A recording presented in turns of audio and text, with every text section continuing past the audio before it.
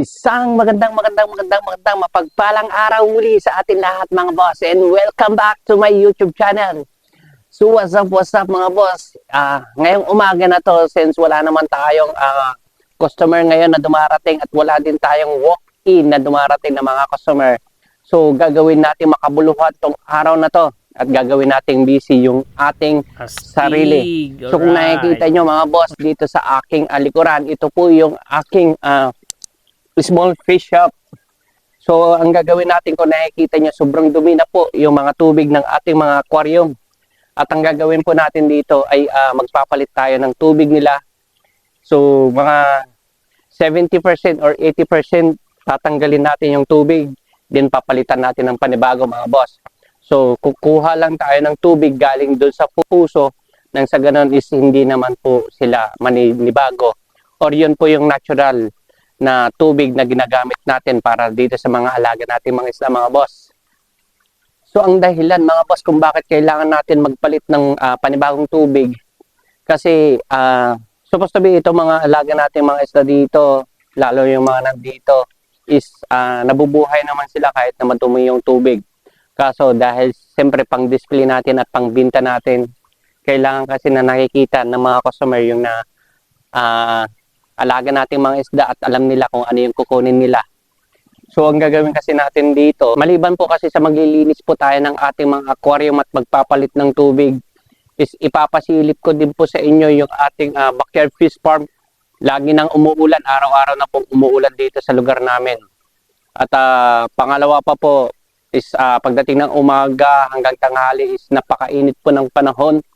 At pagdating po ng hapon is biglang bumubuhos ng ulan kahit na maganda pa yung sikat ng araw. So ipapasilip ko din sa inyo mga boss yung nangyari po dito sa ating backyard fish farm. Kasi boss, yung nangyari po dito sa ating backyard fish farm, kasi yung malalakas na buhos ng ulan is hindi ko na-estimate na ating ref tub ay wala pong overflow po yun.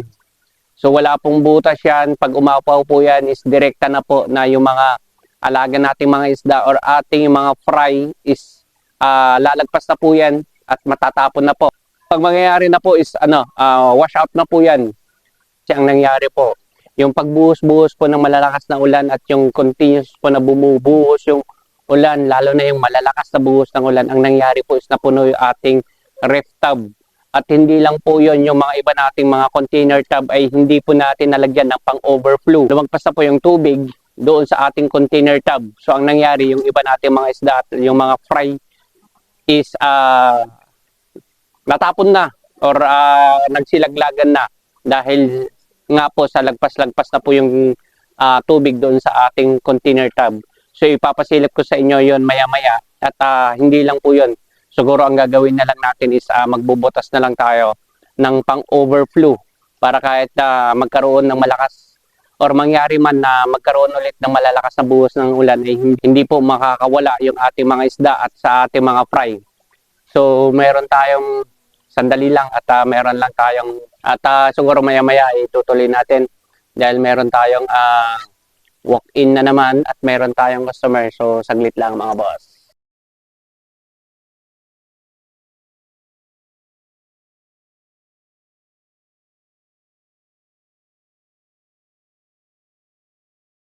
So ayan mga boss, medyo tapos na nating bintahan yung mga pumunta dito, lalong-lalo na yung mga bata na pumunta dito, at itutuloy na natin ulit yung ating pagkuha ng vlog.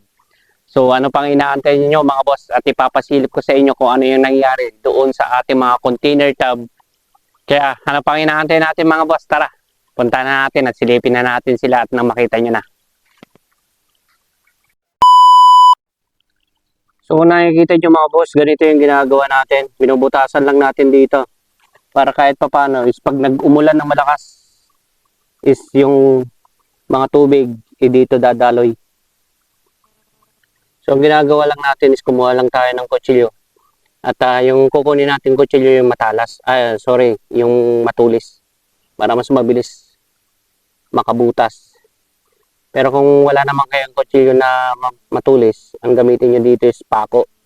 Painit nyo na lang sa apoy. Tapos, yun ang itusok nyo dito. Pero dahil sa meron naman akong matulis na kutsilyo, mano-manuin na lang natin na ganito. Pero yung iba kasi gumagamit sila ng soldering iron. Yan ang gamit nila. Yan, kung nakikita nyo, tumutulo na yung ano.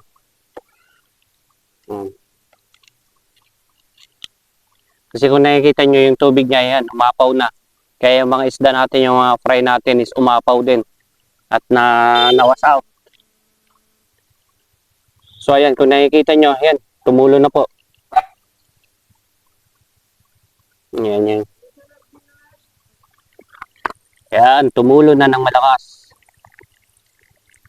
Kaya ang mangyayari nito is mawawala yung pag napuno, siyempre, hindi naaabot at hindi naapaw. Dito pa lang is matatapon na yung tubig. So ang gagawin natin, magkabilaan. Dito rin, maglalagay din tayo dito ng butas.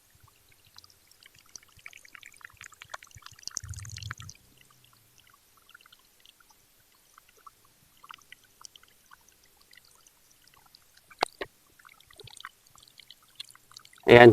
So, dalawa na silang bumubuhos. Nagtatapon ng tubig. Ito yung ayan. So, lahat yan, lalagyan natin ng mga butas. Mayroon ng butas dito. Ito yung ginawa natin kanina. At meron na rin dito. Ayan. Meron na rin dito. Sa kabila, meron na rin. At dito naman tayo maglalagay sa kabila. Ayan.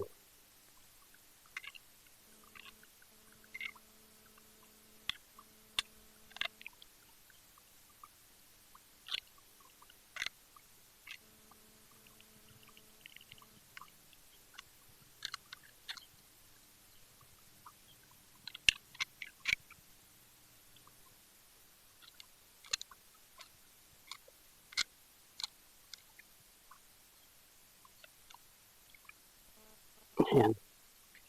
Butasan din natin dito sa may loob. So, ayan. Tumulo na. Lumabas na yung tubig. So, nakikita nyo, wala na mga isda. Kasi, nawala na. Yung mga isda natin is umapaw nga. Kaya yun, nawala na sila. So, dito naman sa kabila, para mabilis na yung tubig is matanggal. Ayan din yung gawin natin. Ayan.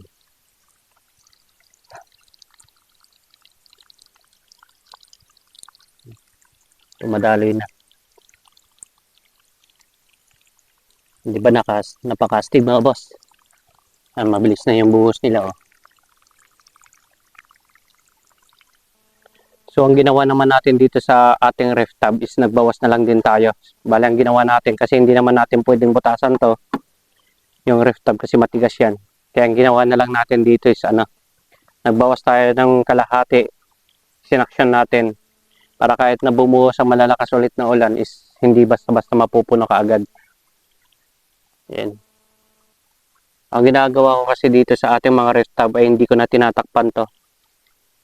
At kinakaya naman nila yung tubig ulan or kaya kinakaya naman nila yung lamig ng panahon kasi kahit umulan ng malakas wala namang problema. Kahit na sabihin nating malamig yung panahon, kinakaya nila gawa nga ng ating mga water lettuces na napakalaki na. So ayun mga boss, natapos na rin natin linisan itong mga betta fish natin. Itong mga aquarium ng ating mga betta fish natin. At ito nga, naglagay tayo ng halaman ng sa ganun ay meron naman po silang mapagtataguan at hindi lang po ngayon. At hindi lang po yan. Para nang sa ganun is magkaroon naman po ng magandang design. Yung ating pang-display ng ating mga betta fish, mga boss. Alright. Napaka-astig nila. Ayan po sila. Ayan. Kung titignan nyo, napakalinis na po ng kanilang aquarium. At napakaganda naman talaga na kung mayroong aquatic plants na naka-display dito or mayroong maganda naman talaga tignan kung meron talaga silang nakalagay na aquatic plants sa loob ng kanilang aquarium, mga boss. Simple lang pero kahit papaano maganda naman tignan. So ayan mga boss, kung nakikita nyo, napakalinis na po ng ating mga aquarium.